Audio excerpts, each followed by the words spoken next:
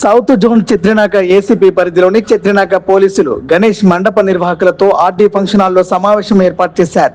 సమావేశంలో భాగంగా చిత్రనాక ఏసీపీ చంద్రశేఖర్ మాట్లాడుతూ డీజేలు వాడరాదని, క్రాకర్స్ ఉపయోగించరాదని, పోలీసులు తెలిపిన సమయపాలన పాటించి గణేష్ నవరాత్రోత్సవాలు దిగ్విజయం చేయాలని నిర్వాహకులతో కోరారు. మీకు కావాల్సిన ట్రాక్టర్లు గాని, లారీలు గాని ఎలాంటి ఇబ్బందులు కలగకుండా తగిన బాధ్యత వహించవలసిందిగా కోరారు. ఎవరికైనా ట్రాన్స్పోర్ట్ ఇబ్బందులు ఉంటే మేము సహకరిస్తామని తెలిపారు. ఈ కార్యక్రమంలో Chatrinaka inspector Nagendra Prasad Varma, Chatrinaka DI Gopalarao, Bhavaninagar DI Narasimhanayak, Kalapathar DI Satyam, Shalibanda DI Chandrashekar, traffic inspector Chatrinaka Mohan Rao, police సిబ్బంది 200 మంది గణేష్ మండపాల నిర్వాహకులు పాల్గొని కార్యక్రమాన్ని విజయవంతం చేశారు.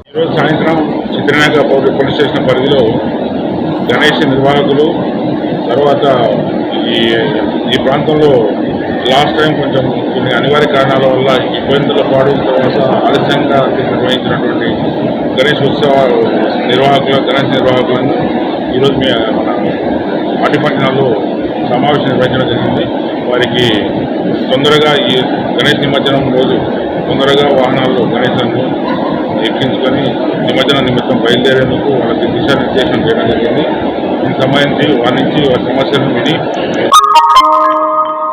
చిత్రనాక ఇన్స్పెక్టర్ మరియు అదనపు ఇన్స్పెక్టర్ గోపాలరావు, తర్వాత కాలపత్ర డిఐ సత్యం, ట్రాఫిక్ ఇన్స్పెక్టర్ గారు మోహన్ రావు గారు, తర్వాత శాలిబండ డిఐ చంద్రశేఖర్, భవానీనగర్ డిఐ నరసింహనాయక్, వీరందరికీ కూడా వారి గణేష్ నిర్వాహకులతో పరిచయ కార్యక్రమం నిర్వహించి వారందరికీ కూడా తదుపరి వారి సమస్యలు విధానికి వారితో వారి ద్వారా పరిష్కరించే విధంగా ఈరోజు సాయంత్రం సమావేశం నిర్వహించి గణేష్ నిమజ్జనం సంబంధించి ఘనంగా జరుపుకోవడానికి వారిని ఈరోజు సమావేశంలో తెలియజేయడం జరిగింది.